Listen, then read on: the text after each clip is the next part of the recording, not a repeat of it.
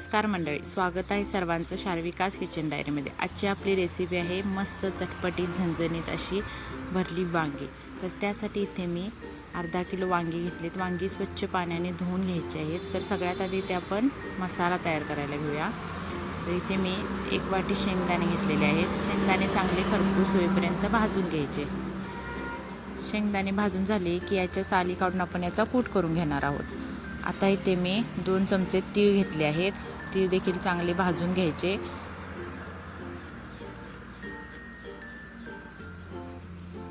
आता तीळ आपण बाजूला काढूया आणि यामध्ये आता मी सुकं खोबरं घेतलं आहे। साधारण 2 चमचे मी सुकं खोबरं घेतलं आहे। खोबरं देखील थोडंसं डाग पडेपर्यंत आपण भाजून घेऊया।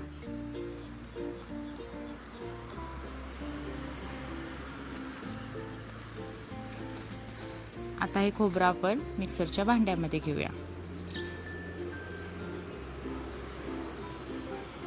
आता हे तीळ खोबरे आपण घेतलेले आहेत। यामध्ये आपण आलं लसूण घालणार आहोत आणि याची पाणी न घालता एकसर अशी पेस्ट करून घेणार आहोत। आता इथे मी एका बाउलमध्ये शेंगदाण्याचा कूट घेतलेला आहे। यामध्ये आपण जो तीळ खोबऱ्याचा वाटण केलं होतं ते घेतलं आहे। आता यात घालायची आहे बारीक चिरलेली कोथिंबीर,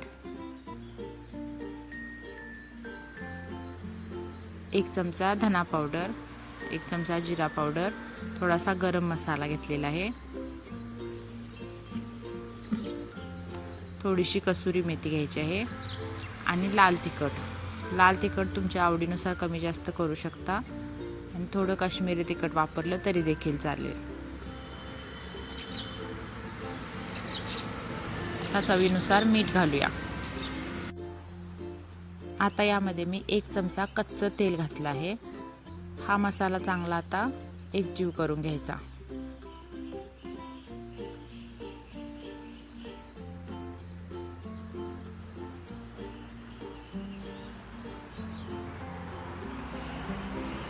येथे आता आपण वांगी चिरून घेऊया।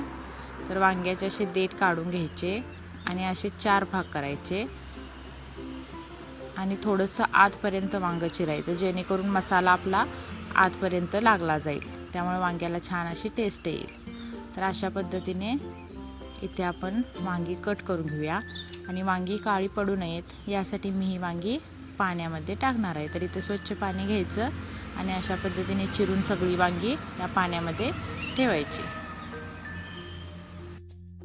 आता या मसाल्यामध्ये मी थोडासा कांदा ॲड केलेला आहे। कांदा देखील पुन्हा एकसारखा चांगला मिक्स करून घेऊया। आता आपला तयार झालेला मसाला आपण वांग्यामध्ये भरायचा आहे। तर अशा पद्धतीने तुम्ही हा मसाला भरून घ्या। जितका तुम्हाला आतमध्ये मसाला भरता येईल तेवढा तुम्ही भरू शकता। अगदी दाबून असा हा मसाला भरायचा आहे। दोन्ही बाजूनी वांगे थोडंसं दाबून धरायचं उघडून आणि त्यामध्ये पूर्णपणे असा मसाला भरून घ्यायचा।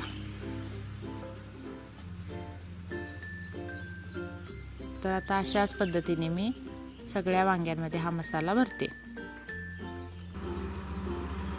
तर आता इथे आपले सगळी वांगी भरून झालेली आहेत आणि हा जो उरलेला मसाला आहे तो आपण फोडणीसाठी वापरणार आहोत। तर इथे कढईमध्ये मी 2 चमचे तेल गरम केलं आहे।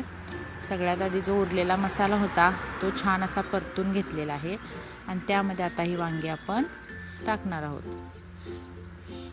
तर वांग्याला एक वाफ येऊ द्यायची आणि अशी छान परतून घ्यायची। बघू शकता तुम्ही वांग्याला कलर टेक्स्चर किती छान आलेलं आहे। तर अशाच पद्धतीने आपण सगळी वांगी परतून चांगली चटचट अशी भाजून घ्यायची आहेत। झाकण ठेवून 2 ते 3 मिनिटे याला वाफ येऊ द्यायची आहे।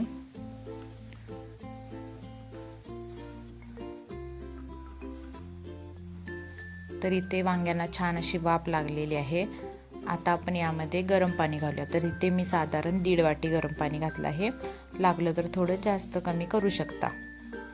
आता यामध्ये वांगी छान एकदा परतून घेऊया आणि झाकण ठेवून सॉफ्ट होईपर्यंत शिजवायचे आहेत। तर अशा पद्धतीने इथे आपली वांगी एकदम सॉफ्ट अशी शिजलेली आहेत।